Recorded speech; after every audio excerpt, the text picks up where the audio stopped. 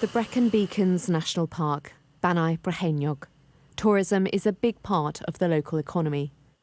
But many attractions fear the Welsh Government's plans for a tourist tax of £1.25 a night or 75p for campers will devastate the industry. You really do wonder if they want tourists, if they want a tourist industry. Ashford Price from the National Showcase Centre says pushing up the cost of a family holiday could be catastrophic. Now that will add roughly nearly getting on for £35, £40. If you're staying 2 weeks, as many people do in Wales, £70 on top of your bill. Now, at a time when everybody's earnings are really struggling to pay the main bills, it's utter insanity. If they go on like this, the future for Welsh tourism is really, really bleak. Anthony Christopher runs a local pub and has just finished work on a new hotel next door.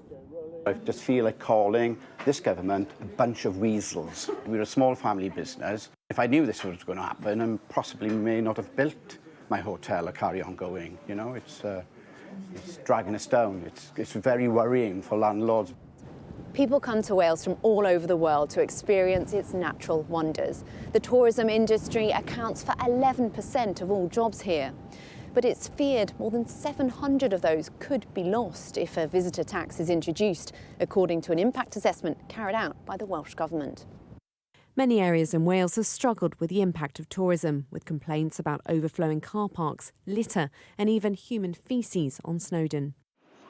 The Welsh Finance Secretary Mark Drakeford says giving councils the power to impose a tourism tax will help fund local services. And what do you say to people who are worried this will put them out of business? Well, those who have fears that the very modest visitor levy will put visitors off, the experience from around the world is that simply isn't the case. There is a great deal now of empirical evidence from many places that have introduced visitor levies of this sort.